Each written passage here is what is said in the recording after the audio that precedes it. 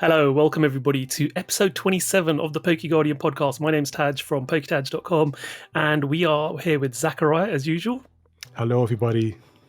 And today we've got a very, very special guest. We've got Ross Gilbert here. Hi everyone. I've been arguing for like 27 episodes to be on this, so it's nice to finally be here. Finally. We are honoured to have you here, Ross. Thank you so much for being with us. Those of you who don't know, Ross is from PTCGRadio and obviously What He Plays, which is his secondary channel as well. A huge part of the community. Very pleased to have him here. And yes, he recently hit a very big milestone for his YouTube channel, which I'm sure we'll talk about shortly. So before we do, though, let's have a look at our card highlights for what we've picked up since the last podcast. Zakariya, do you want to start with what you've got? Well, yes. I've picked up a very special card, at least to me. Some we never have seen it before. But some of you may recognize this person. It is the business card of PokéTaj from the official Pokemon card game YouTube channel, the Japanese one. And it is signed by him. And fortunately, I got it for a very nice price. And this is an official cardstock, so it has a Japanese back and cardstock on there, and I'm very happy with this. So nice. Nobody knows about it except for very, very specific collectors, and I like humans on Pokemon cards, and this is one of them. I'm very happy with it. Another one is not a card, but very special to me again. I don't know if you can see it, but it is the Mitsuhiro Arita illustrated. What is this called again? How to store your card? No, it's like a plastic A4 file, isn't it? Yeah, A4 paper file, and it is called the Revival of Lugia. I've got some other. Yeah, it's stunning. I mean, those of you who can't see it clearly on the podcast or listening to the podcast, check out Zakariya's Twitter and you can see the image so clearly. It's such a beautiful artwork, I have to say. Obviously, anything by Mitsuhiro Arita is stunning. It's from 2005 and it hasn't aged a bit. It is that timeless, and all the evolutions are on there, and it's just fantastic. Those are one of my major highlights this month. To be fair, this month it has been very slow for me. I've got a booster box of Battle Region coming, but yeah, honestly, I've got my delayed shipment from Japan this week with which are 4 Gold Star Umbreon cards from Japan. So I have too many now, and I'm very happy with that. But that's about it. And you guys? Yeah, Ross, what about yourself? What have you picked up recently? Well, I wasn't warned this was going to be part of the show. And also, this is my first episode, so I could legitimately pull out any card I've ever picked up, which is really intimidating. But I did find a couple of things that are hanging around. One of the things, like, these aren't money cards. I'm not prepared of any money cards. Yeah. But I did pick up the trio of the first partner Pokemon from Legends Arceus. But these are the Taiwanese versions with the KFC stamp on, which shouldn't be very important to me, but for some reason, I've got a real thing for KFC stamped cards. Anything with a KFC stamp. Awesome. Yeah, I love it. They did that set a little while ago that had the full art Pikachu, the Charizard, the Mewtwo, bunch of others. And I'm very, very lucky. And I understand how lucky I am, let's be clear. But I put a call out over Twitter, and some random person who'd rather remain anonymous got in touch with me, and they were like, yeah, I'll send them to you. And they just sent them out to me. And what's really cool, they actually put them in the 25th anniversary sleeves. Nice. But then they just kind of kept going. So these are actually just kind of available here. But they just, and again, there's some random person who's doing me a favour to begin with. They chopped in the Blastoise sleeves. Nice. Which is a bit nice. And then just 5 different packs in the Chinese language from recent sets. And I hope they're here. These are literally just things that I can kind of reach behind me. But they also included, I put them in a binder, a bunch of random Okacheke cards in the Chinese language, just for the sake of being a lovely person, which was kind of cool. Another one I'll just point out quickly, Cora Regigigas. Nice. And look, I know this isn't a particular money card. This isn't like the Pikachu VMAX that everybody was going after. But I love me some Regigigas. And as a cool little side note, I recently had my 3rd kid. And my kids all have a spirit Pokemon. So the day Daisy was born, my firstborn, it was literally like she was born around about the time they revealed Latias Prism Star? Yeah, Latias Prism Star. So literally she was like 10 minutes old, and I'm telling her about this new card, which did not end up being anywhere. I told her like it was the most exciting card ever. It turned out not to be. Archie, my second-born, obviously Kyogre. That one kind of writes itself. But for Ruben, the new one, I had no idea what to do. And I was chatting with a lovely Antoine Boulet, and Antoine was like, well, Regigigas is the most recent card that's been revealed, which was true. And Ruben and the Reggies does have a nice ring to it, which is true. Yeah. And I actually picked this card up, weeks before my son was born. It's just a nice little coincidence, but I like Korokoro promos, and Regigigas is my son's spirit Pokemon, so I love this card. Also, another lovely person whose name escapes me, and I'm really sorry, sent me the Okacheke Flareon. Oh, nice. And it's just a beautiful card. I just love it. I mean, to be fair, the V is amazing. Yes. But man, it's one of the greatest cards ever. And I will never own the English version of it, and that makes me a little bit sad.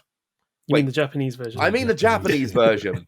But if I ever become one of those super rich YouTubers, I am nowhere near. But if I ever get to that stage, before I buy like a car or a holiday home, I'm buying the Japanese version of that Flareon. That's the dream. Fair enough. Excellent. Some amazing pickups there. And I love the story about the Regigigas as well. That's just epic. So for myself, I was going through the last podcast and thinking, right, most of the cards that I've picked up, I showed you guys on the last podcast. So I was going through a few that I did pick up. So I did an order from someone in Japan. I managed to pick up a couple of bargains. First off was another one of these. And you can never have too many stamped promos, can you, Ross? Double stamp. That's the dream. Yeah. So that's Honey. Obviously, I think this was this is the Battlestar style pre-release. I mean, for Regigigas. Rengeki, Ichigeki booster boxes. This is a buy a box promo. So I did get quite a few of these originally when they came out, but this was just too cheap. I'm like, can never have too many. So I got that. And then talking about those Evolution special arts, I picked up it's very nice. the Jolteon Japanese version, which is epic. Reminds me of Sonic the Hedgehog, but the way it's sort of running up a building and spinning. But absolutely epic artwork. So I got that. And some of you guys will probably know my good friend Andy Bevington. Andy, huge part of the community, very friendly guy. His channel used to be called Bill's Lighthouse, but he's now called Andy Bevington. He pulled this card recently. I said, wow, epic card. Wish I'd got one. I'm a bit jealous, and I'm really happy for you. He DM'd me, said, Taj, do you want it? And I was like, yeah, haven't purchased it yet. I said, what do you want in exchange? Because we'll sort that out later. Don't worry about it. So he sent me the Gengar VMAX So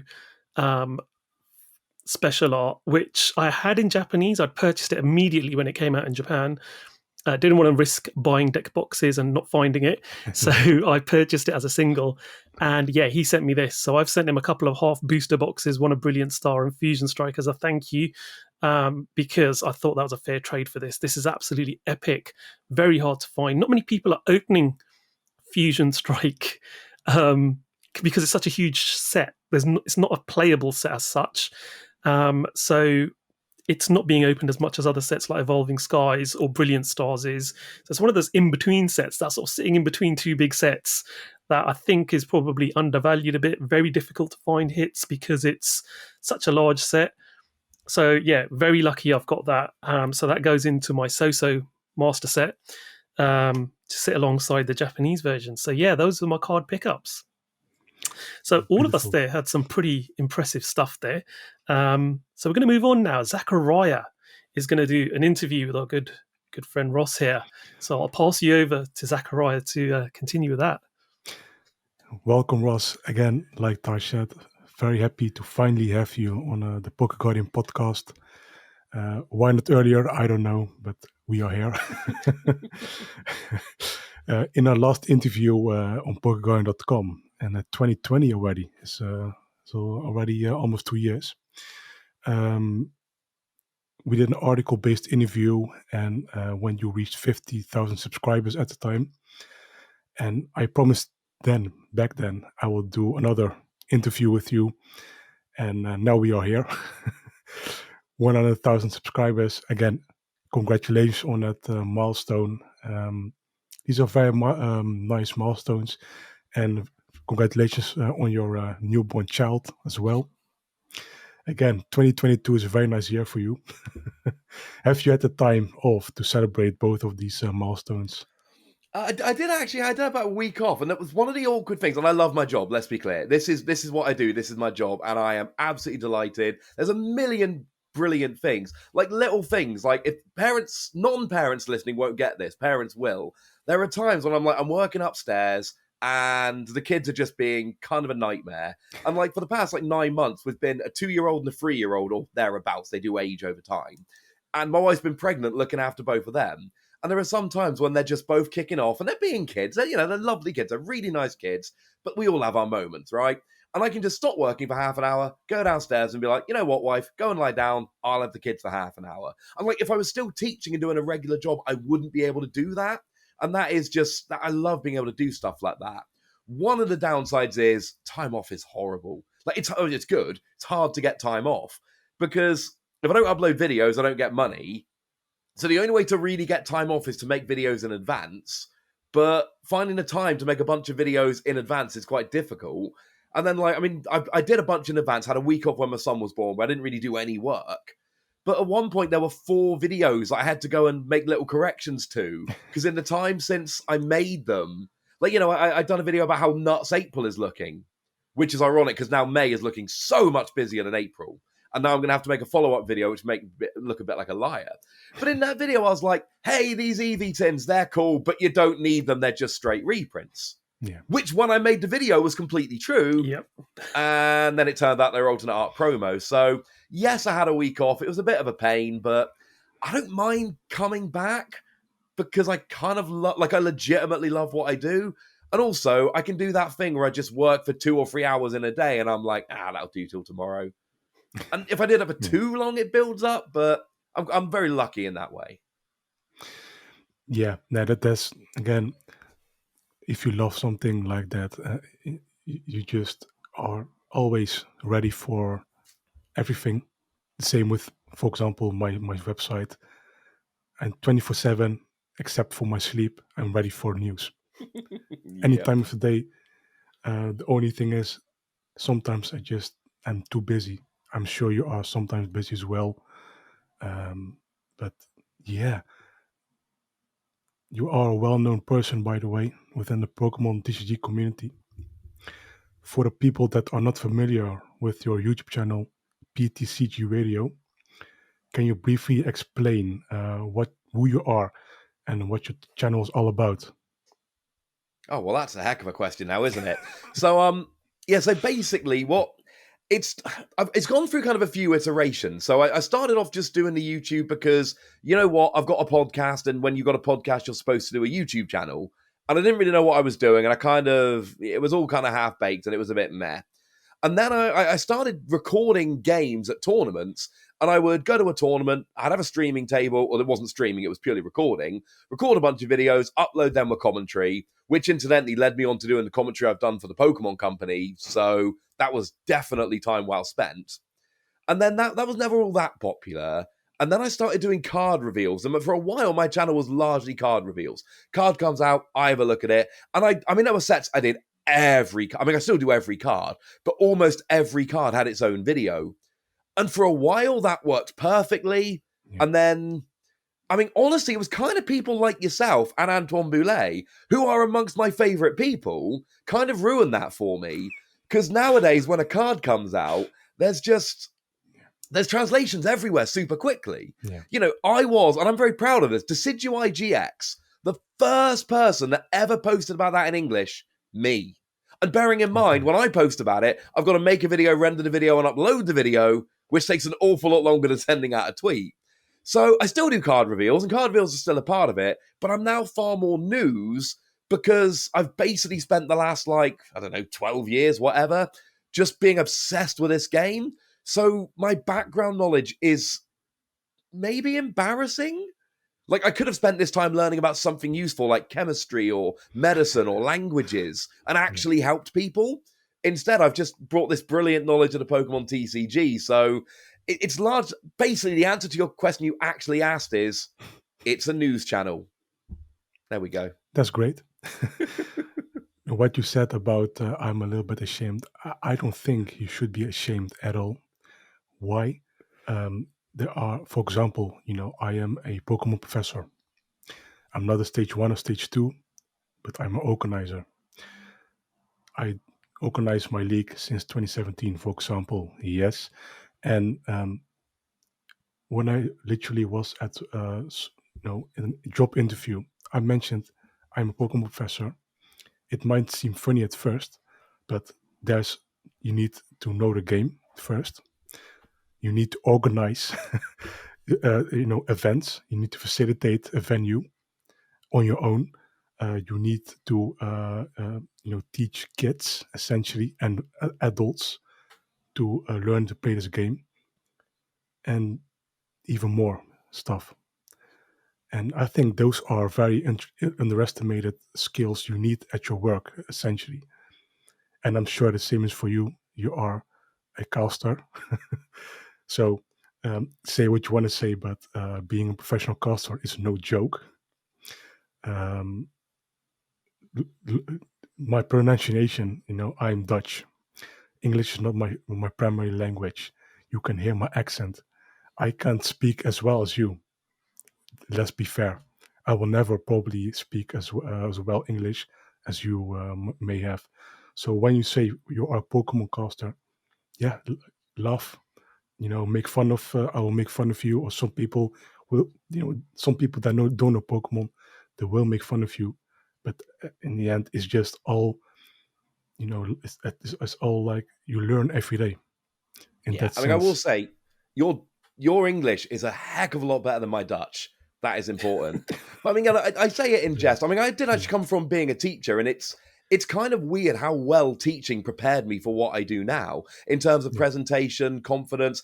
As a teacher, your main skill is basically absorb information, get it down to what's important, and explain it in a way people can understand, which is basically what I do for Pokemon. But I do actually, I get emails quite often. I don't like to share the stories much because they're private stories, so I'm not going to give any real details.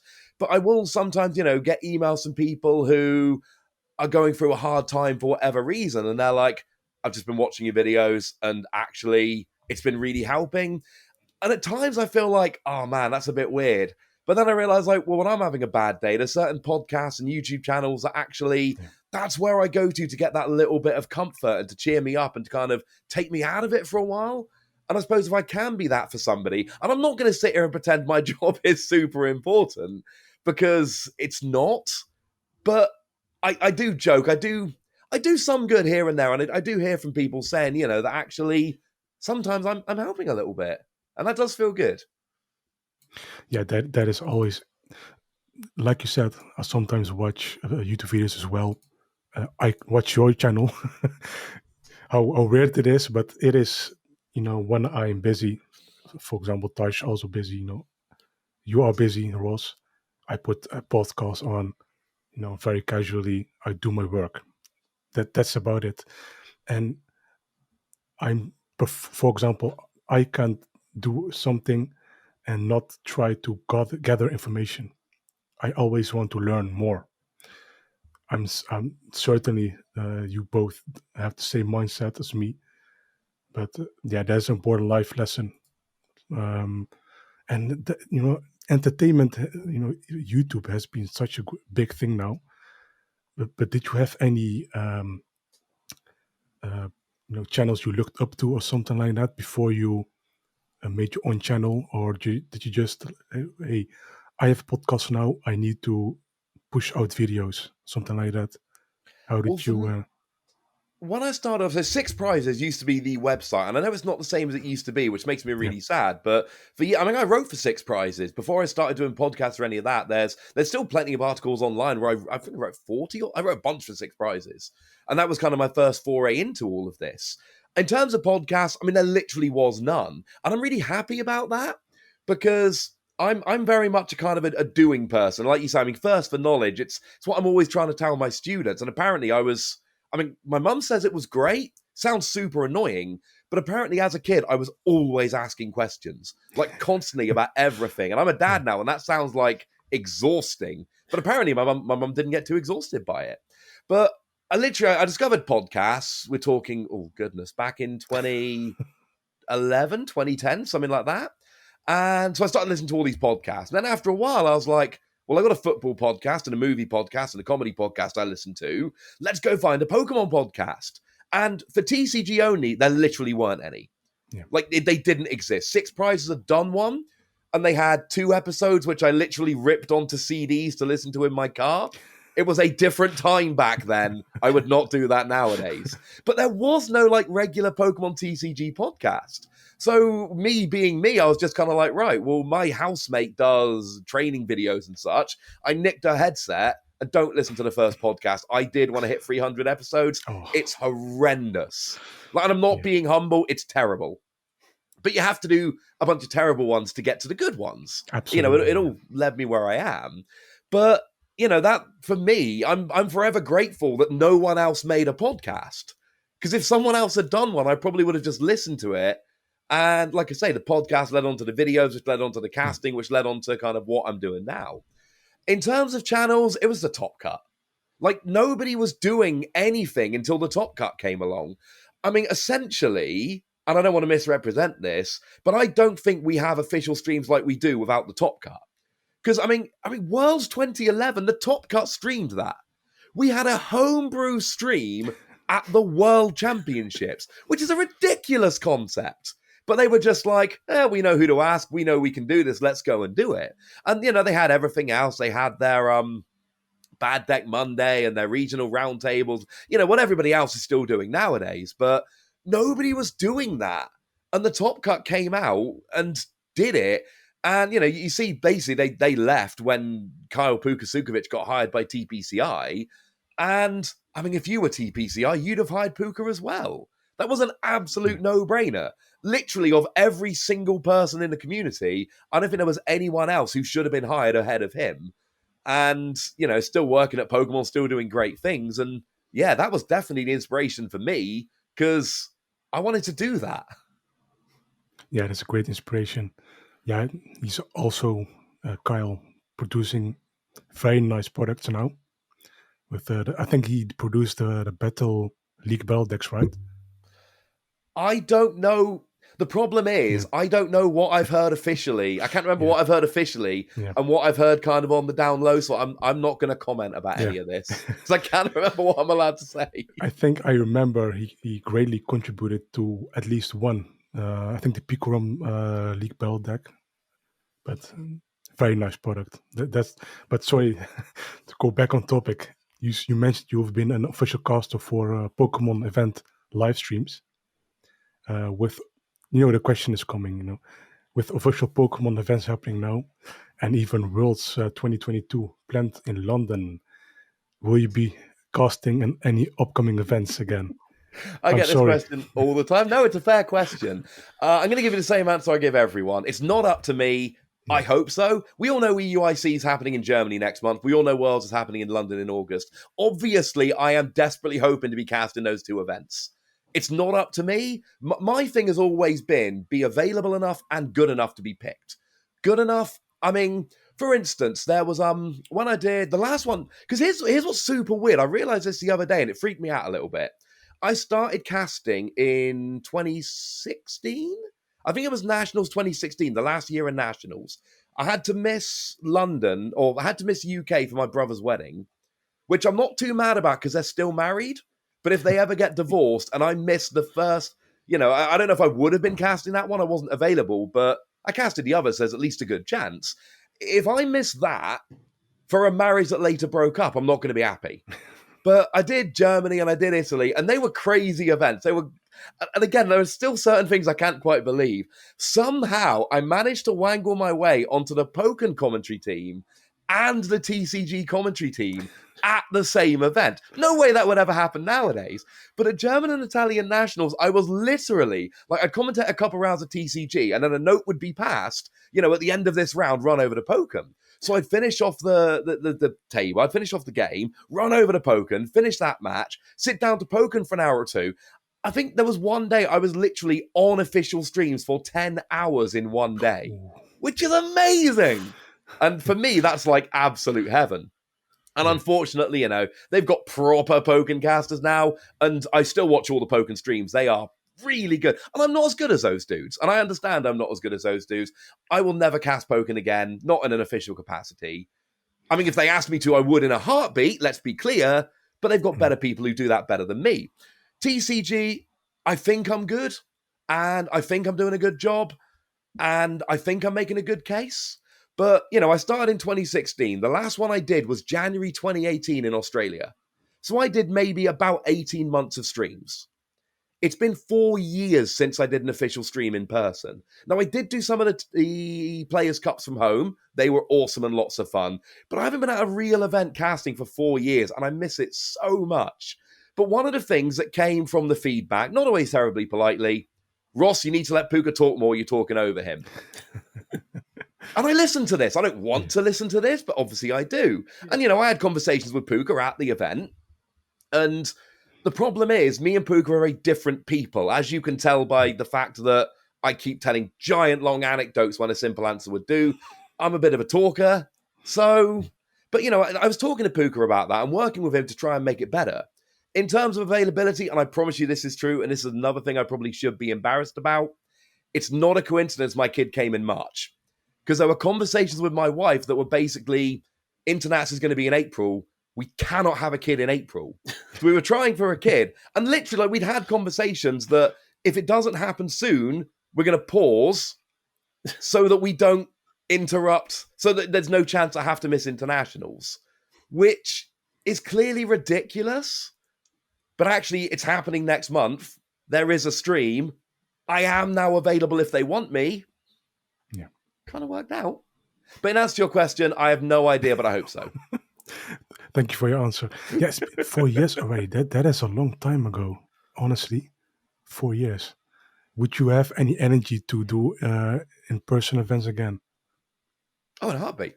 Like, Okay. it's my dream. It's all I want to do. Like, I would be at one every weekend if they'd let me, and my wife would keep married to me.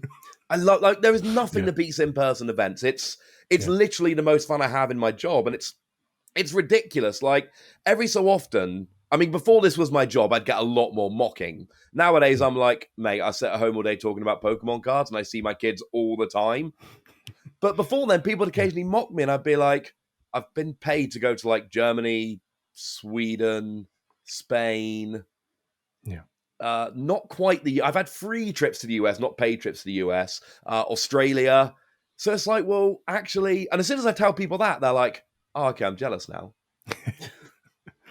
Yeah, to be fair, Pokemon in general has been much more widely accepted now after Pokemon Go since 2016. And even the last 2 years, Pokemon is now still, people won't look weird anymore if you buy some Pokemon cards or wear a Pokemon t-shirt. It is very widely accepted now. But thank you for your answer. Let's switch it up. Yes. I see. You like the artist Okacheke. How come? Why do you like that artist? Excellent question. Wish I could give you an answer. It's one of those things, and Hyganasuke is becoming my second favorite artist. And Kato Stadiums, less so the Pokemon, although their alternate art Golurk is amazing. But the weird, they have really different styles for their Pokemon and their stadiums. I wish I'd give you a good answer, but it's one of those things where I just kept noticing cards that looked like the Shuppet. That Shuppet is one of the best ones they've done. The Psyduck is absolutely amazing. The Floweret. And then after a while, I kept noticing all these amazing cards, and they all just happened to be Okacheke. Yeah. And then when the Flareon came out, it was actually Antoine Boulet again, who kind of was like, well, you must like the Ice Rider Calyrex, the V, the alternate art of the V. And I looked and I was like, yeah, I do like that one. And then I took another look at it and I was like, oh, of course that's the same person. And it's just, I don't know what it is. And I'm not clever enough when it comes to art to describe why I like something. But I just like the Electabuzz that was in the most recent set. I have never liked a picture of Electabuzz before. Electabuzz is a very meh kind of Pokemon. But that Okacheke Electabuzz is so good. And I get a warm, fuzzy feeling when I see the artwork. It really is as simple as that. Yeah, I really get it because Okachek has such a distinctive art style. I've never seen that kind of art style before on Pokemon cards, and I think it just clicks.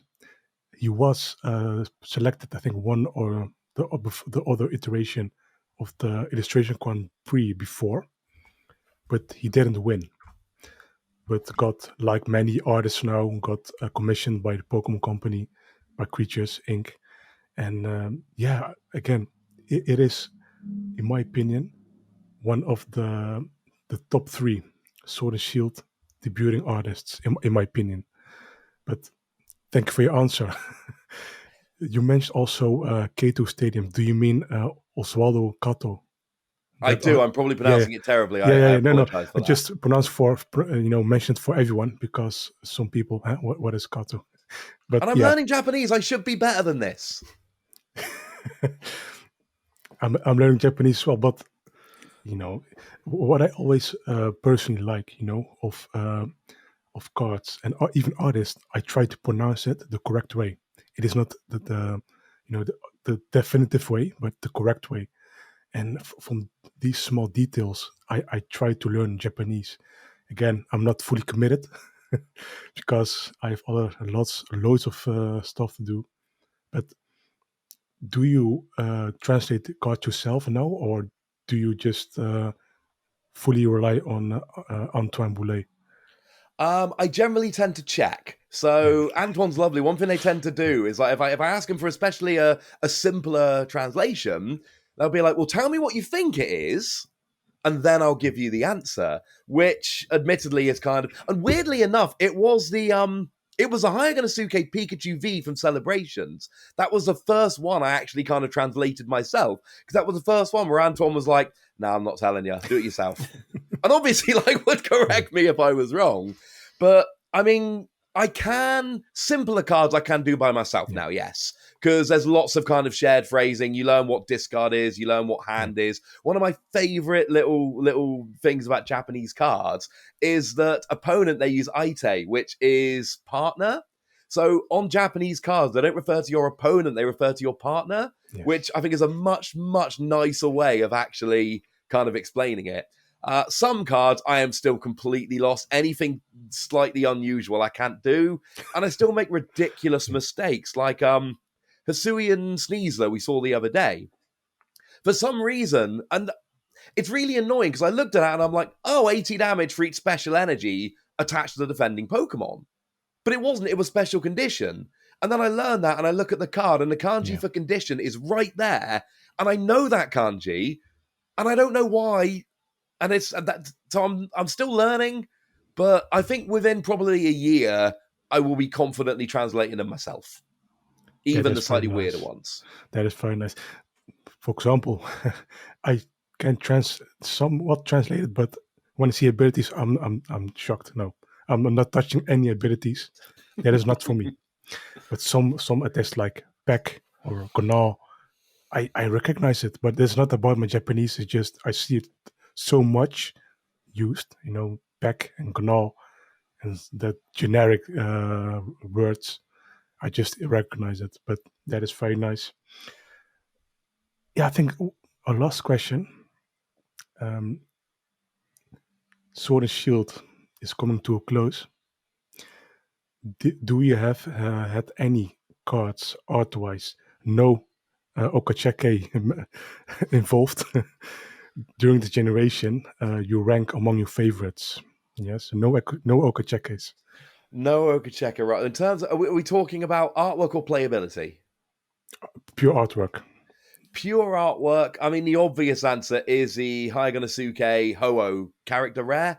I think that one is just there is something about that card I can't explain. And it's a very weird card because the Hoot Hoot is very, very small.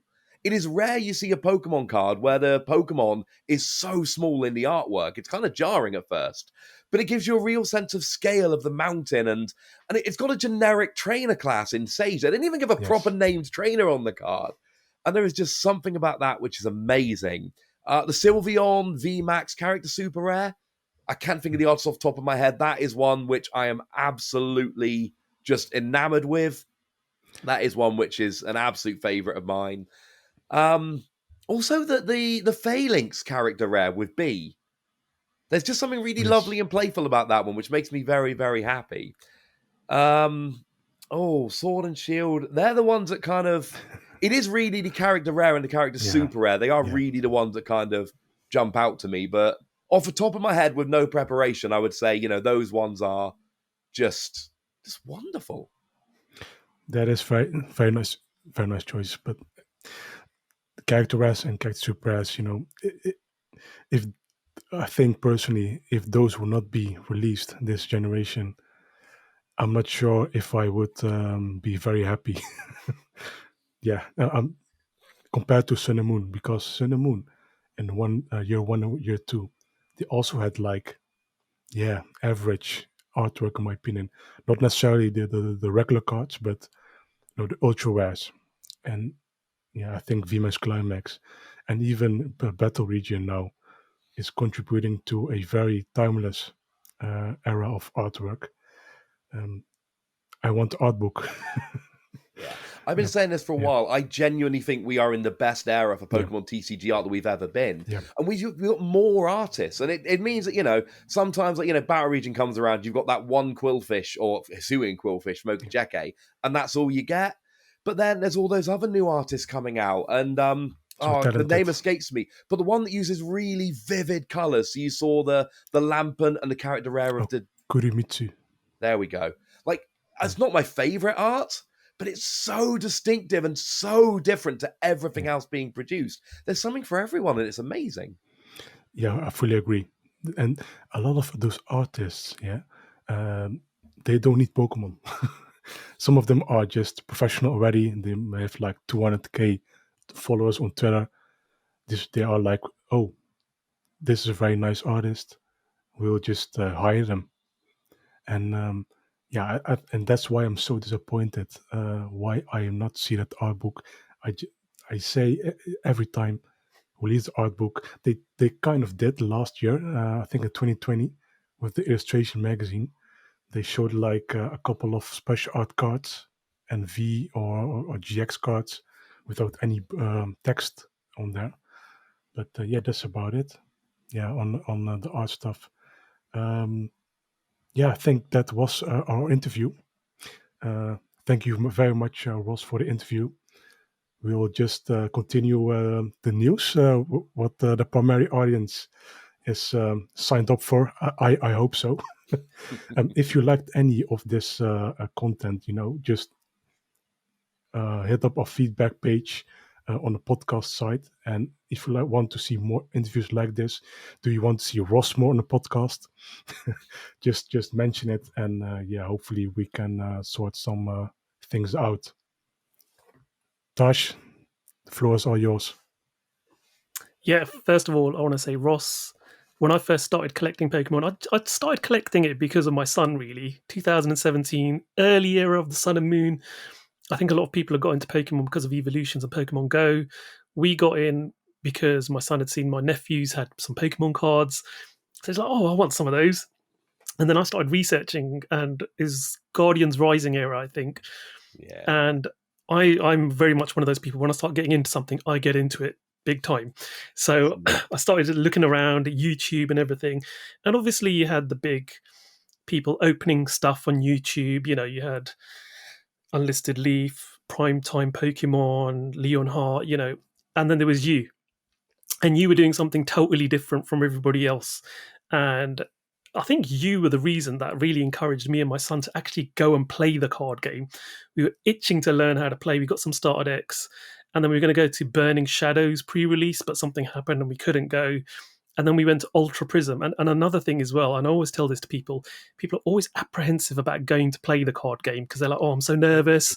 What's the community going to be like? Are they going to be sort of like, oh, newbie coming in? But pre-releases are the best thing to go to, and I always encourage everyone, if you've never been to a pre-release, do not work yourself up about it. Go there. Everyone's super friendly. Everyone's in the same boat. They're all playing with new cards that no one's seen before. They know about the cards because obviously Ross would have told us about them on his YouTube channel. But it's a fun atmosphere, And I just want to say thank you personally, really, because of what you do. On your main channel, you teach everyone about cards. We get to know about cards in advance, and your enthusiasm, no matter how, a card might not be the most playable card, but your enthusiasm for each card you reveal, you always see a positive side to a card, which, and a lot of people play these funky decks where they're like, I don't want to play the meta deck. I want to try something with my favorite Pokemon. And when you're talking about their favorite Pokemon with so much enthusiasm, it really does help. So thank you for that. And even your secondary channel. Now I'm getting into Digimon, as you know. Yeah, dude. It's a huge help to me as well, and has got me into playing Digimon. So I appreciate everything you do for the community. Big congratulations, as Zakariya's already said, for the 100,000 subscribers. You deserve tenfold of that, and I'm sure you will get there very, very soon. And yes, and congratulations on the new addition to your family. I know I've said it to you before, but not in person. So yes, it's challenging. I know, being full-time PokeTuber, podcaster, and a dad as well. But you do a great job. So thank you so much for everything you do for us, Ross. Thank you, dude. I really appreciate that. Guardians Rising. Oh, by the way, pre-releases. There's no extra prizes for doing well at a pre-release, so nobody cares about winning. So it's the best way to go. Guardians. I'll tell you one little story about Guardians Rising. It was about that time where there was a casters summit in Seattle. And I'm allowed to talk about this because they made a video. If you've seen a video, they played it at Worlds a couple of years ago when Worlds was a thing, where they interviewed myself, Jaywitz, Kay, and Aaron Zeng. And that's kind of all filmed. You see that in Seattle at Pokemon's offices. It's amazing. It was so much fun. But that was right as Guardians Rising was coming out. And I did a podcast with the lovely Freya Pierce, Joe Bernard, and David Hockman about Guardians Rising. And I just remember, we were recording that podcast and we were all kind of taking it in turns to pick a card. Guardians Rising was busted. Yes. That was competitively, yeah. That set was absolutely ridiculous. So I got good Guardians Rising memories. It was insane. Tapu Lele, for example, was the card to get for a good 2 years. It was... Back then, £50 for a card was a hell of a lot of money for a Pokemon card. And we all know that. And just a standard Tapu Lele, which I never pulled. Me and my son never pulled it. We must have opened 200 Guardians Rising booster packs and never pulled a single regular Tapu Lele, which was absolutely insane. But yeah, absolutely. It was a fantastic time to sort of join the community. And like I said, thank you so much for everything you do. Appreciate it. Thank you.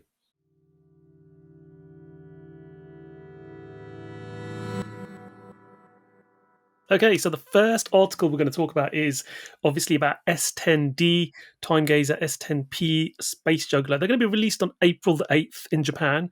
And as we know, Pokemon Japan are very good at officially leaking cards as the date gets closer, just to try and get the hype up a little bit.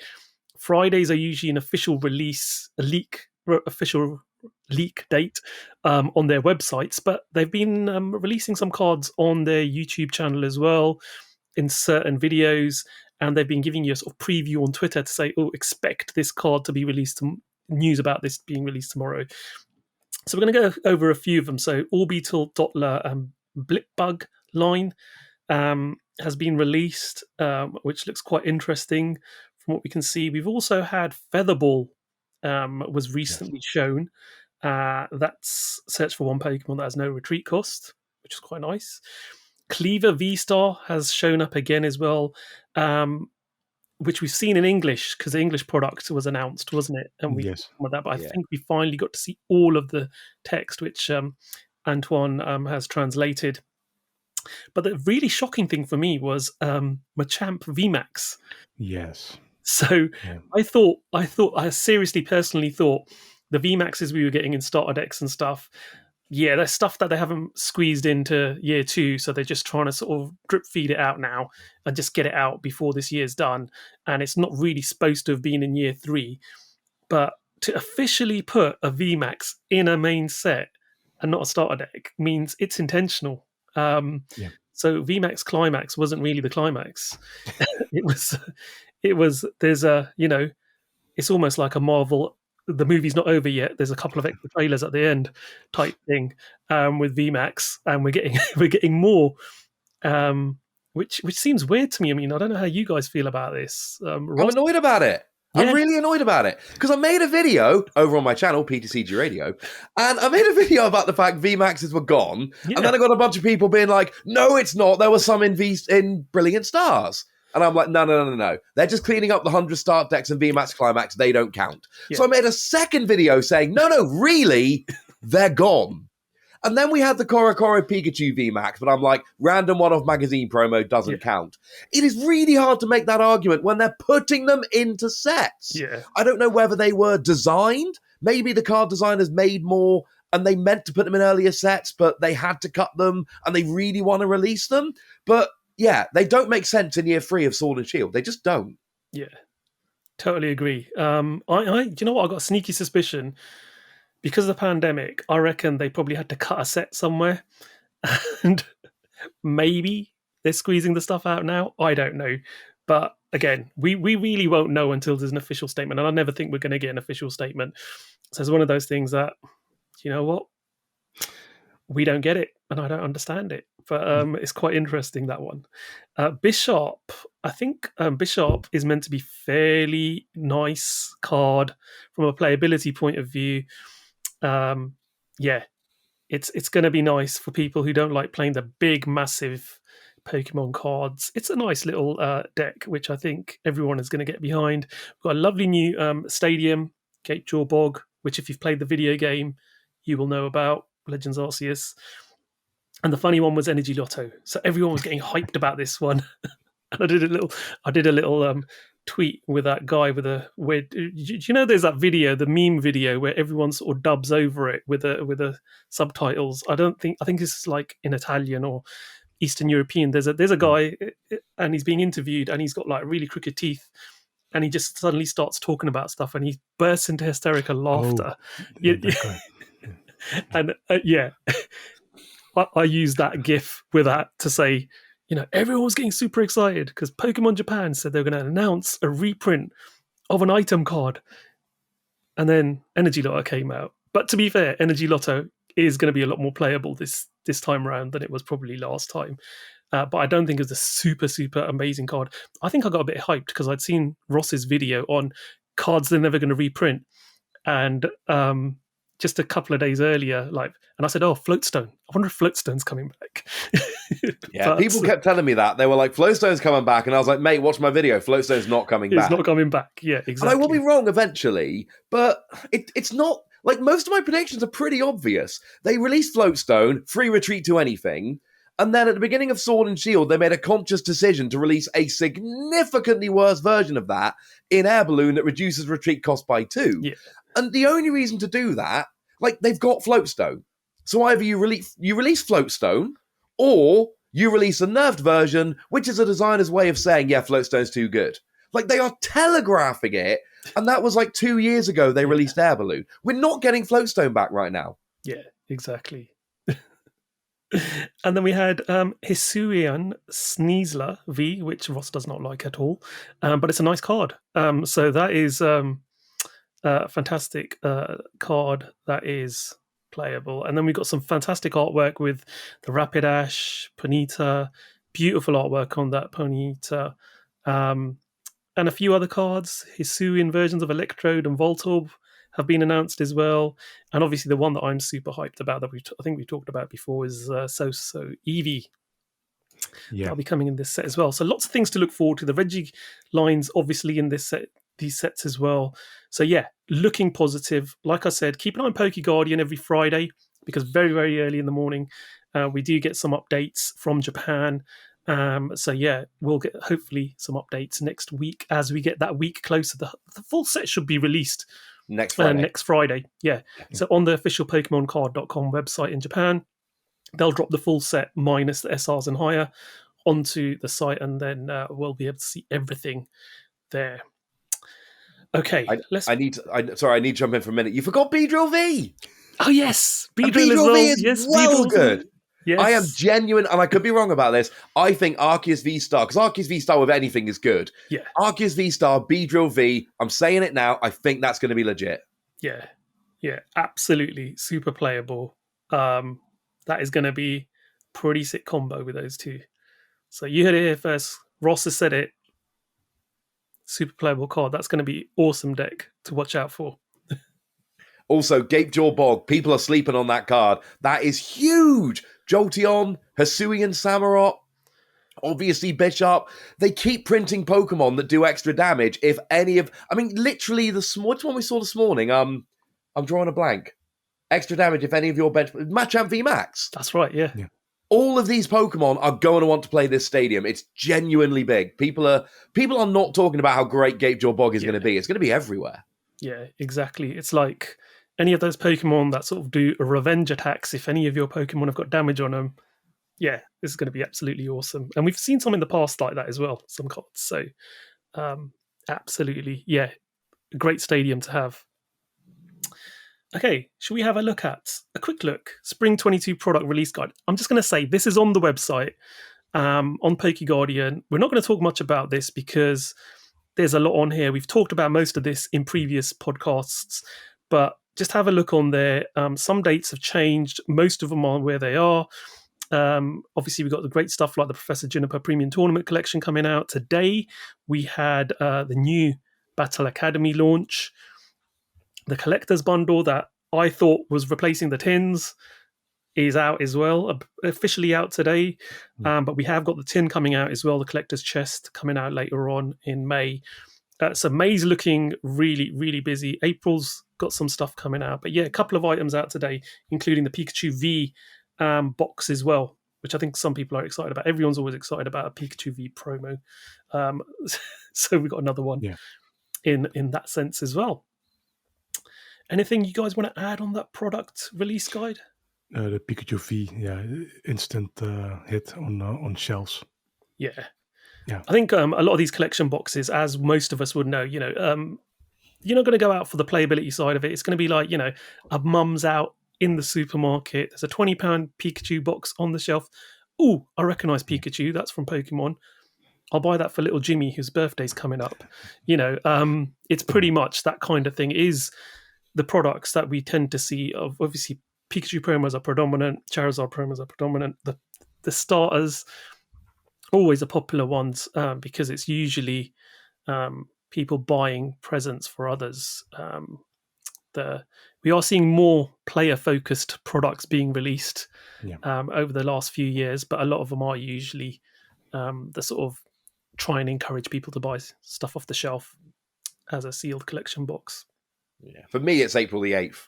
April the 8th, we're getting Morpeko V Union, which is an exclusive V Union, and we're getting Lucario V Star, which is not going to be an Astral Radiance, because I've counted this out, and there are 8 V Stars in Astral Radiance. You've got the 3 from Battle Region, you got Darkrai, and you got the 4 from Sword and Shield 10, which weirdly is going to include the Rainbow Rare of Kleavor, but there is no Rainbow Rare of Lucario because it was in its own deck. So Lucario is not going to be in Astral Radiance. So you've got Lucario V Star and Morpeko V Union on the same day. Like, in terms of the next month, those are the 2 products for me, which are like, yoink. Yeah, also the V Hero Tins. I've ordered all 3. When I knew, these are not reprints. Instant buy for me because, again, I collect Umbreon and Espeon. Must buy. Sylveon, nice to have as well. I like that one over many of the others. So, but also the Lucario V-Star Premium Collection, the regular art, where it's going to end up in, because I don't think it will be part of Astral Radiance, the regular version. That would not make sense to me. Yep. So, but that was it for me. Excellent. Right, let's move on. We've got new alternate artwork promos of Leafeon V and Glaceon V that were revealed in Hong Kong and Taiwan. So, do you want to talk about this, Zakariya? Because I think Yes. people are a bit interested about the pose of Glaceon, for example, on this one. It's an interesting pose. Now, if you remember, way back in 2021, Brilliant Diamond and Shining Pearl was revealed. The covers were revealed, and the pre-order bonuses were revealed at the time. And you would get a special Leafeon and Glaceon V promo in Taiwan or in Hong Kong. And at the time, we didn't know how these were going to be released outside of Asia. Even Japan did not reveal those cards yet. We only knew at the time about upcoming VSTAR products, Ice Leafeon, Ice Glaceon, and Ice Grass Leafeon V products, VSTAR products. And almost certainly it will be in there.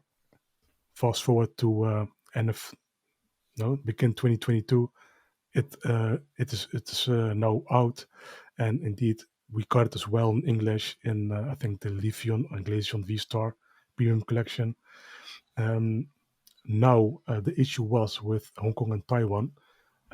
They got those promos first, as a proper video game early purchase bonus, and it would be very awkward for them to release the same card over again in another product.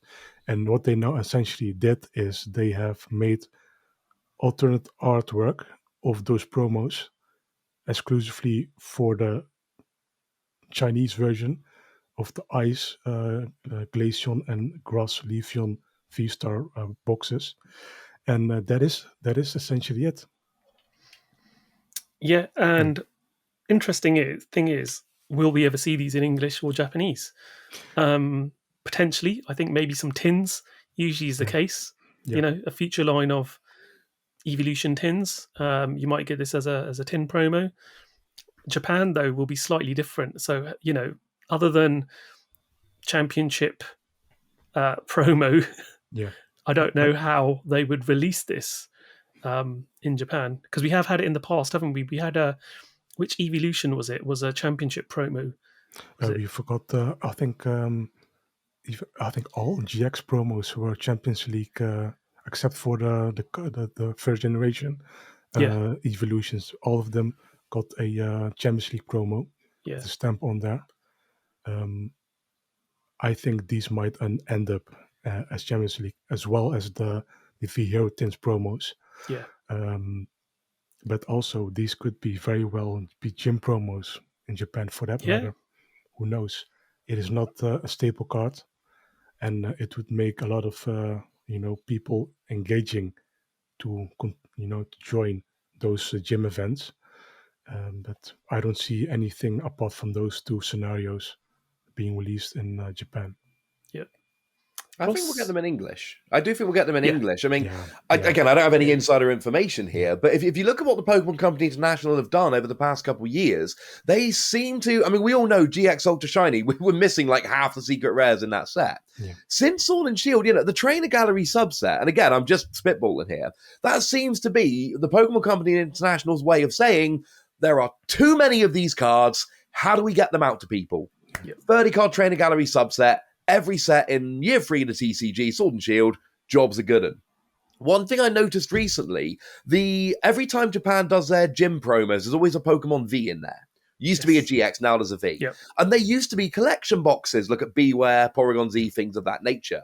That must be really awkward because there aren't always collection boxes coming up. Yeah. Whereas if you look at things like Dracovish over in Brilliant Stars, they just whack them into sets nowadays. Yep. Incidentally, Astral Radiance, you're going to have Mr. Rhyme and Infernape, I'm calling it now. But that opens up a lot more avenues, because these Leafeon and Glaceon, they could be in tins, that would make perfect sense. They could just slide them into a set.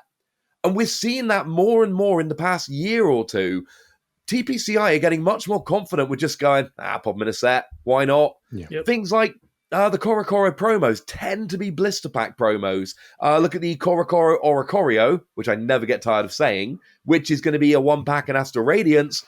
But the Indeedee Korokoro promo slipped it in a set. Yep. I think it was Champion's Path, if I remember correctly. They just slipped it into a set. Yeah. I think they would do the same. I could be wrong. I personally think these are too popular to be whacked in a set. These will make money for Pokemon Company. These two promos.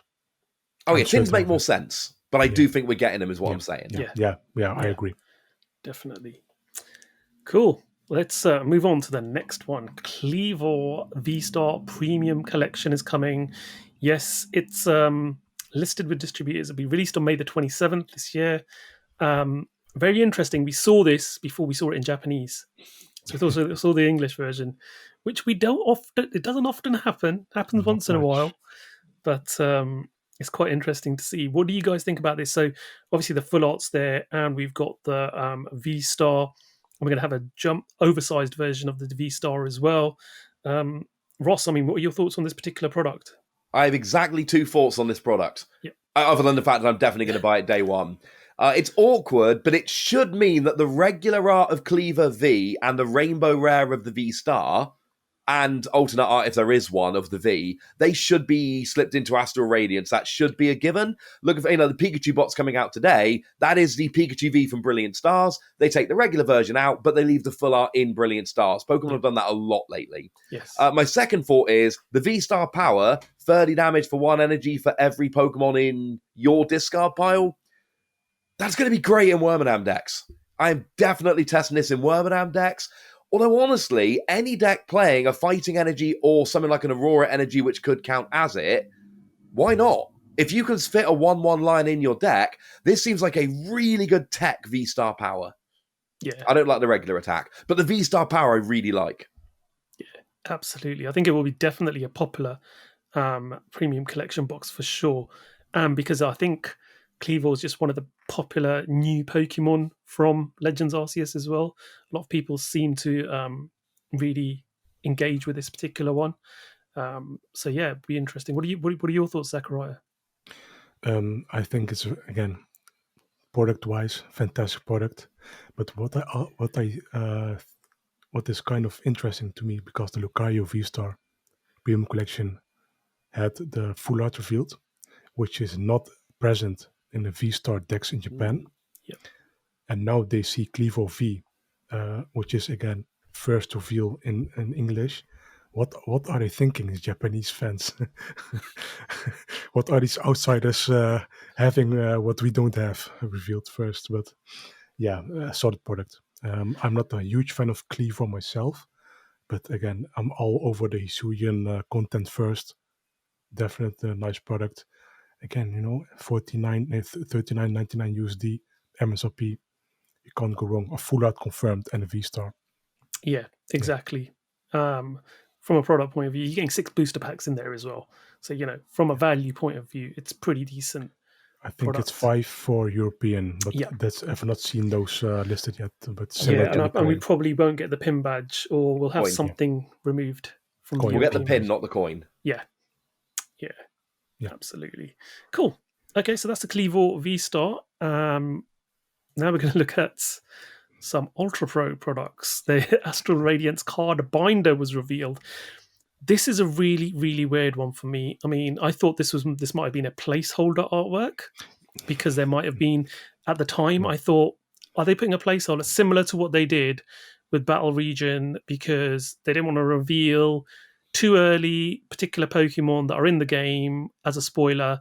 But then the longer this has gone on, it's quite apparent this is going to be the artwork for this folder, which is a real, how can I put it? It's going really far from what they usually do. So usually we get these folders and you get the pack artwork on these folders. So you get this 9 pocket and you'll get the 4 pocket. And we've been really spoiled recently because we had some amazing artwork, pack artwork over the last few years, including like the tag team generation. We had Mitsuhiro Arita, and more recently we've had who's the artist who did Blaziken VMAX? Akira Agawa. Akira Agawa has been doing some amazing pack artworks, which were then transferred onto these products. So to see what we tend to see on their playmats, a generic, this is your standard picture cut and paste of a particular Pokemon onto a product like this just seems a bit off to me. I don't know about you guys. What do you think, Zakariya? I think people thought this might be due to some Legends Arceus spoilers, that they are covering this up as a placeholder. But from what I see, this is the end product. I'm fairly certain of that. This is a disappointment. I'm very sorry. I can't support this kind of product. I'm very sorry. And you do not please send hate mails to Ultra Pro, because this is not clearly Ultra Pro making that decision. It is a Pokemon Company international decision. It is not that Ultra Pro says, "Hey, I like this over that artwork. We'll use that." No.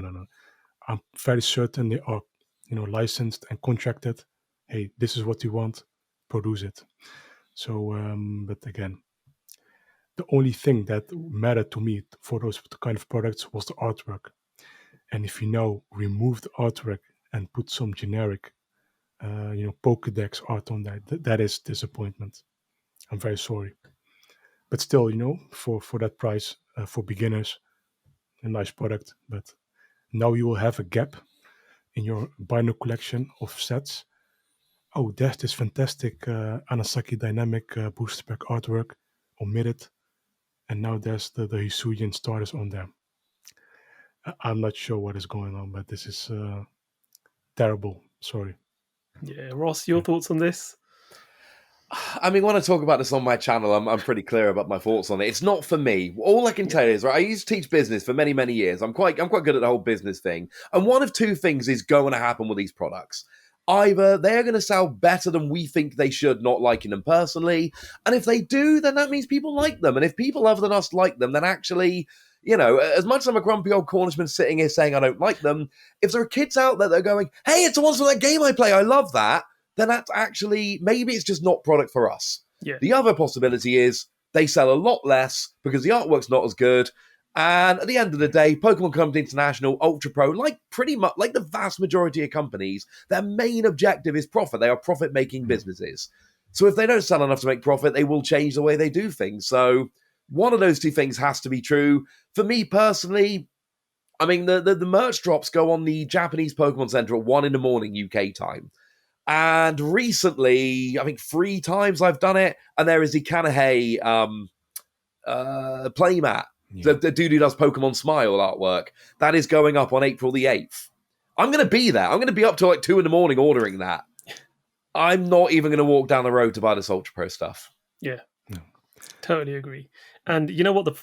The folders aren't the greatest, personally, having used them in the past. One, they're not big enough to fit the whole set in, which is bewildering to me. You're buying them to your master set in, and you can't fit your master set in them. They're top loaded, so you turn them upside down, your cards are going to fall out. And they're transparent. I like the pages where you've got the cloth, either black coloured background cloth, so you slide your card in and you can't see what's behind it essentially on the other page. These pages, you have some gaps in it, and it looks really bad. And it's not very clear to see where your gaps are when you've seen the back of the other card behind it. It can just, not a fan of these, but the artwork used to save it, and sometimes I'd buy the occasional ones simply because of the artwork on it. Don't think I will with this one myself either. Let's see. Hopefully we're proven wrong and there is different artwork, but this late in the day, I don't think they're going to change it. People know what it looks like, so let's see what they decide for the next one. The only thing that might save it for me is if they use the artwork for the pro binders to make it more special. Yeah, that would make my day if they would do that. That's if that would be awesome if they did, but we'll have to wait and see. Right, talking of Ultra Pro, we've got one more thing for you. I know Ross isn't fond of this one either. It's the Gallery Series Frosted Forest product line was announced. We saw a playmat with a frosted background, which looks okay, but then you've got literally cut and paste Pokemon images put on the front. And, a lot of people have been joking, I could have knocked that up in 5 minutes, 10 minutes. One of our friends, Brayish, who's been a guest on it, said I could have knocked that up in 10 minutes. I said, that long? Because essentially, literally, you go for a Google search on any of these Pokemon, and these images are the first ones that come up because they're their official images, and they're on Bulbapedia as official images, and you will just literally cut, paste onto a background, job done, mate, and that's it. So yeah, you've got the playmat, you've got the folders, you've got the ring binder. There's deck box. They've got an it looks like an alcove deck box as well, by the looks of it. Flip. Yeah, and the sleeves as well. So they've gone full out on every product. But yeah, it's not that special to me. I mean, guys, back to you, Zakariya. Like Ross said, something must be going on. Probably it does well.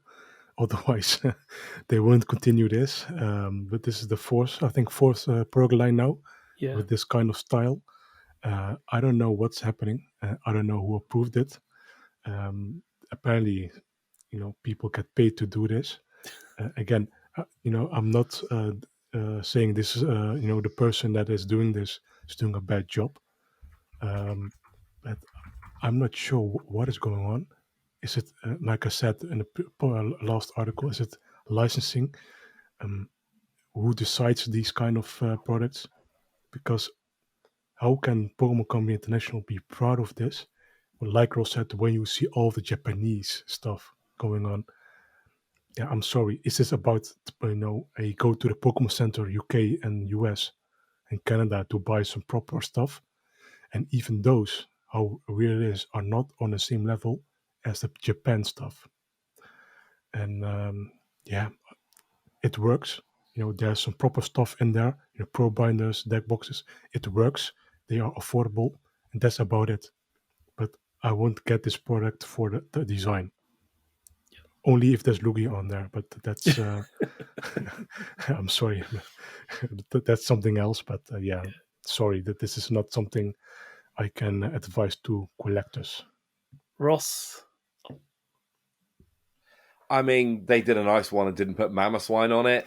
And actually, I have a problem with Ultra Pro because at the UK Games Expo a couple years ago, I was chatting to some dudes from Ultra Pro, and they were really rude to me. I don't know if that's reflective of the whole company, but it certainly kind of soured my opinion of them. And it's just, like I said before, I mean, I made my point. If these are selling, then that means there is an audience. And if there's an audience out there that isn't me, good. And if they're not selling, they'll change what they're doing. I have so many mats and so many packs of unopened sleeves, which I'm saving for the right tournament, but have been for years and years and years. I don't ever need to buy these things again. I need to buy generic sleeves and folders to store stuff, and that is it. I don't need to buy any branded stuff. But I like buying branded stuff, and they can have my money, but not for this. Exactly. Yeah, and like you mentioned before, the stuff we're seeing out in Japan, they commission certain artists who don't even do Pokemon cards, and you're like, why are they not commissioning this artist to do cards? Because look at the amazing line of sleeves and products that they're producing, and it's just like two different worlds. It's like you're getting spoiled rotten there. I mean, there's a Hisuian Growlithe Sao sleeve set coming out, which I am going to be desperate to get hold of. Yet here we're getting cut and paste from Google on your sleeves. It's I think it's, again, they're taken the seriousness of accessories is taken very differently in the West as it is to in Japan, I think, which is interesting to have a look at. But that's it. I don't think we should spend much more time on this.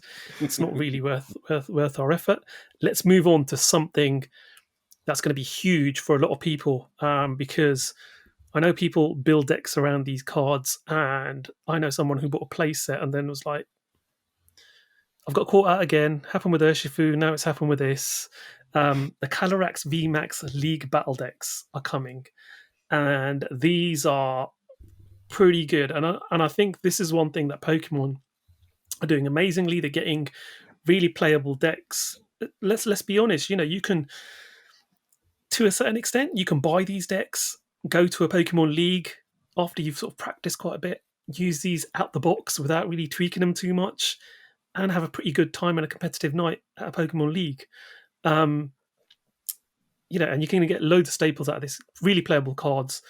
What do you guys think? Ross, you're a man about playing the game and understanding the concept of playing the game. What do you think of these products? I mean, one of the most regular questions I get asked is, how do I start playing competitively? And one of the things which Pokemon, and I play a bunch of games. I play Pokemon, I play Digimon, I dabble in the Final Fantasy TCG, which is severely underrated. I'm apparently getting into One Piece now, because that one looks super interesting. I love trading card games. There is not a single game out there right now that can be played as quickly, easily, or cheaply as Pokemon, and it's because of two products. It's the League Battle Decks and the Trainer's Toolkit. Now, it's running out because of the whole rotation thing happening soon. But for the last, 6 months, you could have bought the two Urshifu decks, League Battle decks, and the Trainer's Toolkit, and you would basically have everything you needed. You might need to go and buy a few singles on eBay, but you could legitimately have two proper good competitive decks by buying those three products and a few singles. And those three products together, you're looking at, 80, 90 quid. That is absurd for getting a decent footing in a TCG. Is absolutely ridiculous. Calyrex is an awkward one because a few months ago they were both top tier decks. Yep. Now it's really more stuff like Mew and Arceus and Gengar, which are jumping ahead. Single Strike Urshifu's been replaced by Gengar now. And I think the Calyrex are coming a little bit late, but you got to bear in mind there are lead time to these products. I guarantee when they started doing these, they were very good, well-played decks. And they're still not going to be trash garbage. They're just maybe not the tier 1 they used to be. But anyone with any interest in competitive Pokemon, pick these two up, and the new Trainer's Toolkit, which you've told us, Zach, is coming in July, and I'm going to believe you on this one. They are the products to buy. Absolutely. Zakariya, your thoughts? Essentially what Ross said, again, these are solid products. Comparatively, if you buy two of those decks, you have a very consistent deck. I did the same with Picarom. I didn't play Picarom at the time. Pikachu and Zekrom GX tag team. I've played two. I've bought two. Not two, 4, because I literally have one sealed, just to as a reminder that this was one of the greatest decks ever for me. I've played with a friend, on a summer day. No, the only bad part was I had to sleeve them all. If that's the only bad part, I am a very happy man. Yeah. And this is the same with the Calyrex. Now, the thing is, I don't like Calyrex VMAX personally. But again, for this kind of price, the value is top tier. It might be one of the best products this year so far in terms of, value. Yeah, nothing much more to add, honestly. Yeah, definitely. Awesome. So we've got a release date of June the 17th on this product, and we think the MSRP is probably going to be US dollars $29.99, similar to what the Urshifu ones were. It is subject to change. We do not have a product image. It has to be officially revealed yet. Yeah, so that's our guess on that. So yeah, pretty solid product there. Okay. We've got Pokemon TCG, Pokemon Go product collection lineup was revealed. As we all know, we're getting this new set coming out, Pokemon TCG, Pokemon Go. Obviously, Pokemon TCG, they've been really influenced by the Chinese bootleggers because we got those gold base set Pikachu and Charizard in the ultra premium collection box for celebrations, which we've been seeing for years on eBay and being imported by bootleg Chinese sellers. And then there used to be these Pokemon Go fake cards, and the TCG thought, well, why not make them official? Let's make it a set. So we've got the Pokemon Go set coming, obviously to do with, this thing's got 11 products we've got listed here. So quite a lot of information. Interesting thing is obviously we're getting the Elite Trainer box. As this is pretty much a special set, you're going to get that promo in the Elite Trainer box as well, as we always do. Some previous nice ones to mention with the stained glass legendary birds we got. Haganosuke. Yep. We got the fantastic Greninja Gold Star in recently as well. We got the EV VMAX as well, didn't we? Some really good Charizard. We got the Charizard Full Art, which was a very rare card in Japan, only 3,000 odd, I think there were, or 6,000 in the end. Something like that. Yeah. So we're going to get a promo in here. Don't know what it is yet, but it's probably going to be of a full art nature or a very nice artwork as such, which is a positive. There's a premium collection, special collection. There's a collection box. There's Pokeball tins, mini tins, battle decks, including bundled versions, premium deck holder collection, and the pin collections, which we've seen the artwork to already, which is basically and those are the special collections, of Team Instinct, Mystic, and Valor, depending on which team you play with. So do you guys play Pokemon Go or not, Ross? I used to play it a lot. I've kind of dropped off it a little bit, unfortunately. One way to think about the Pokemon Go lineup, it's very similar to Shining Fates, but the premium collection is like the Marnie one from Champion's Path, not like the ones from Shining Fates. And they're adding in the deck holder thing and the trainer special collections with the trainer promos. Excuse me. Other than that, it's very similar to Shining Fates. I just want to see some cards. One of the things that really interests me, they've just gone Gen 7, like tipping their toes in Gen 7. Will they put Generation 8 Pokemon into the Pokemon Go set when those Pokemon aren't in Pokemon Go the game? Will they... the one question, right? Melmetal VMAX. For a long time, it's been Hatterene, Machamp, Melmetal. They've been the 3 Gigantamax Pokemon that never got VMAXs. Yeah. We've now seen Machamp, and Melmetal is the Pokemon Go Pokemon. So, and we know VMAXs are going to be in the set. We know VSTARs are going to be in the set. That's both been confirmed. So, how Pokemon Go are they going to go? Are we going to get a stadium for a Pokestop? Are we going to get items which are like Pinat Berries? That's what I want. In the same way, one of the reasons I love Battle Region, I think you mentioned this a bit earlier, Zach, they've gone Hisuian in there. And they're going Hisuian stadiums, supporter cards, Pokemon, and I love that because I love the game. I might not play Pokemon Go much anymore, although while we're here, why are they making the Stuffle Community Day, which brings Stuffle and Beware into the game? Why are they doing that on the Saturday of EUIC? The International Championships? That's a little bit rude. I'm probably going to be in the middle of a game when that's going on. But I want to know how Pokemon Go they go into the set. Because I'm going to splurge way too much money on it because that's what I do. But I'm going to like that set so much more if they go full Pokemon Go. Yeah, and what I didn't mention is the Japanese version this week. They revealed the pro description. I know not necessarily Pokemon, but Toys R Us Japan. And now it's removed, by the way. But what they mentioned was, that is very important and vital for this set. Mewtwo V-Star is confirmed. Machamp V-Star is confirmed as well. Pokemon VMAX are confirmed for this set. And on top of that, there is going to be revealed, included in the set, a new rarity of popular Pokemon. And one of them is confirmed to be Eevee, as seen in Eevee Heroes. And that is that this text already went from, hey, this set might be nice, to I must pre-order it. I don't know what they include, but it must be good. If it's remotely as good as Battle Region, I think this is such a great set. And mind you, this is Pokemon Go. So they know what they have in their hands. This is literally gold. Like I told you in the previous podcast episodes, this collaboration is vital for Pokemon Go players to be familiar with TCG, because they need the special codes that's going to be included in the Asian set for that game, and vice versa. And this is going to be such a nice set. I'm going to repeat it. High potential, amazing set already. Just give me that EV already, and I'm going to be a very happy man. Sorry, I need to give me it. Yeah, and I think Ross touches on a really important point there. It's around, we're only starting to see the Alolan Pokemon Gen 7s being released in the game as we speak. It's going to be at least another year before they release current generation into it, because they drip feed us in Pokemon Go. They give us everything now, what we're going to come back for. It's one of the highest grossing mobile games from revenue point of view in the world. They make a ton of money off this.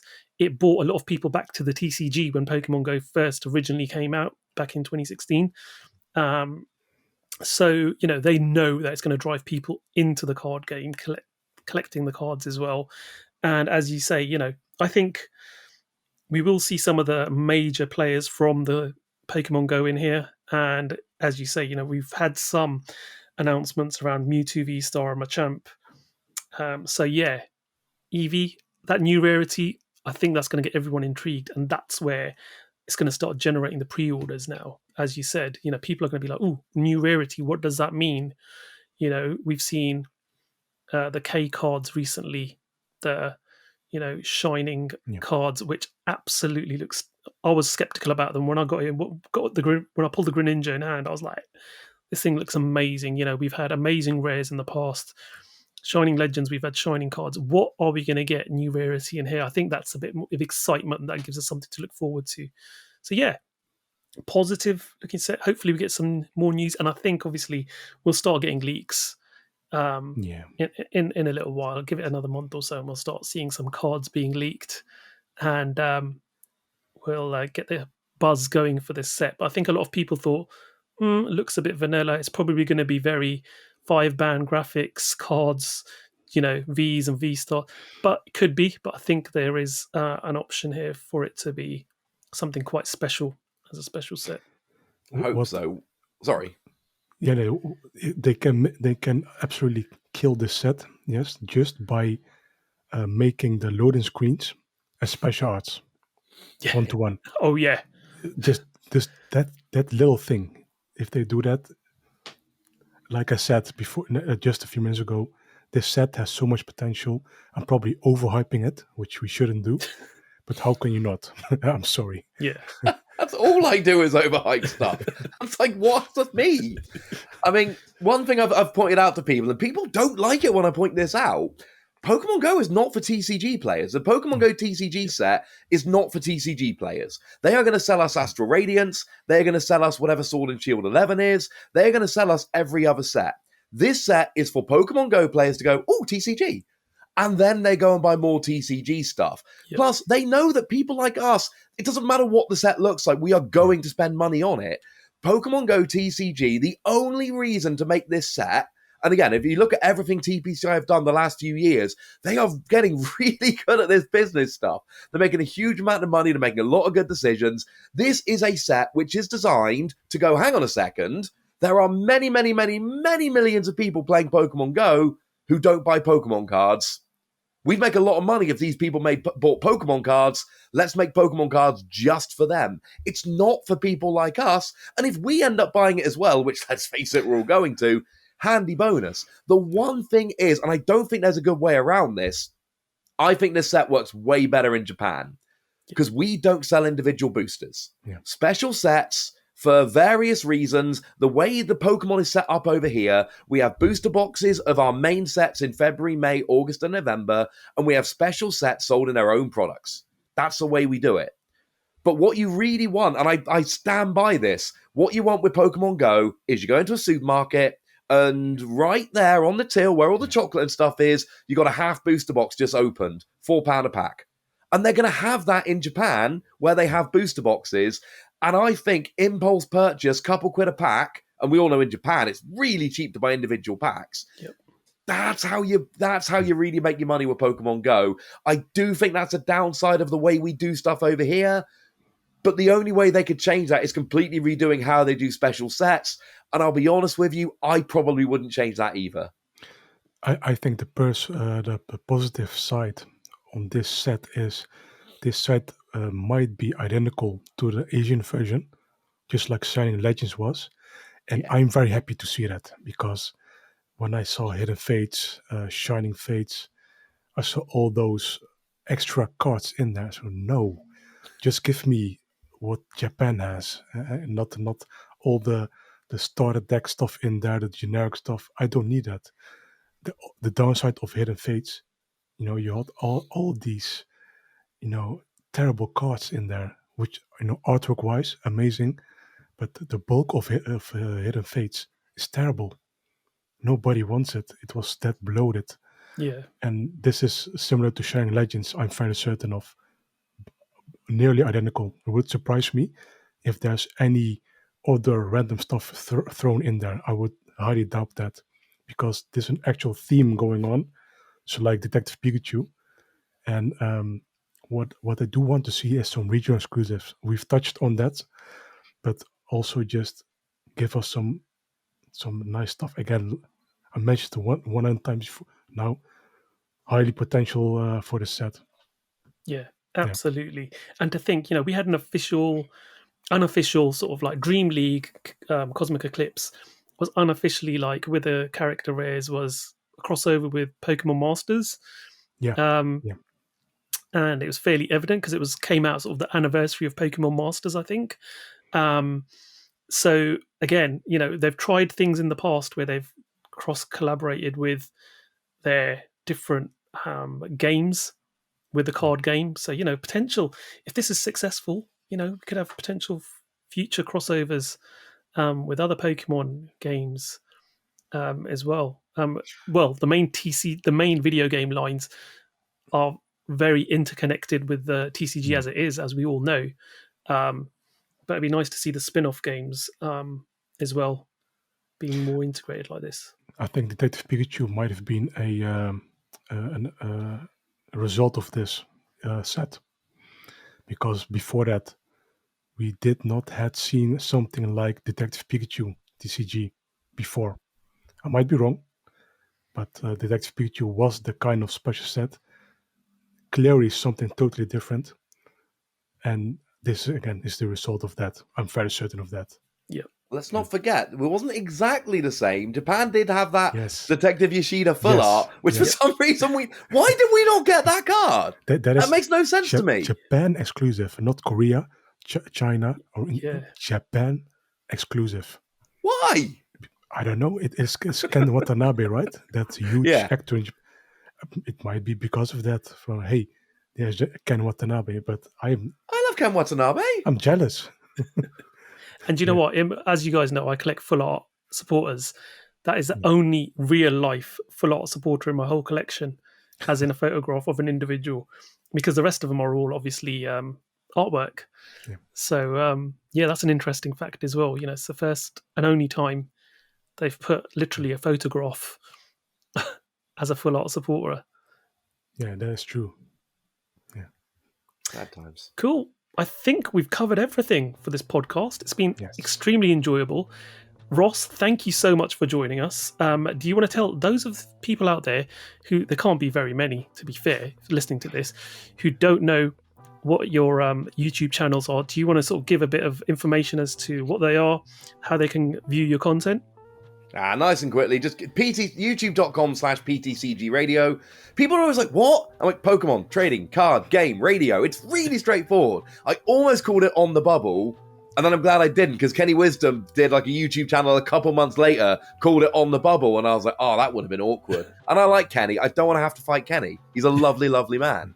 Plus, he now works for Pokemon, so I think that might not do well for my relationship with Pokemon. That's just Pokemon stuff, anything Pokemon related, mostly TCG, but, when video game news comes out, things of that nature will go on there. And Wassy Plays I made a second channel because, at one point I uploaded a Mario Kart video to PTCG Radio, and I instantly, within a couple of minutes, lost 20 subscribers. And this is when I did not have 20 subscribers to spare. I still don't, to be fair. So youtube.com/Wassy Plays, it's mostly Digimon, Marvel Champions. Used to be a lot of Keyforge for that, went on hiatus, starting to do One Piece now. But that's really just my whatever I feel like channel, because I am not making a third channel. So yeah, and I'd highly recommend both channels, to be fair. If you're into wanting to learn how to play the Pokemon trading card game, or just learn a bit more information about products coming out, definitely worth checking out. And Wassy Plays has definitely helped me a lot in my Digimon conquests recently. So thank you very much, Ross. Zakariya, anything you want to add before we go? Yeah, it's been a blast having you on this podcast episode. I hope for some future returning episodes, Ross. That's the plan. Thank you for having me on, guys. This was a lot of fun. I enjoy this. I'm just sitting chatting Pokemon with nice people. It's a good time. It's great having you on. Thank you everybody for watching. You can catch me on PokéTaj YouTube channel, and all my links are on PokeTaj.com. Thank you so much again, and we'll see you in the next episode. Take care. Goodbye. Goodbye.